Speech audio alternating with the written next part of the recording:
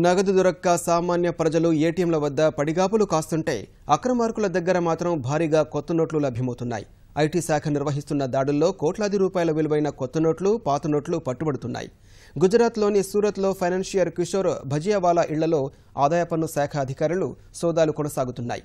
భజియావాలా వద్ద 250కి పైగా ఆస్తుల పత్రాలను అధికారులు స్వాధీనం చేసుకున్నారు.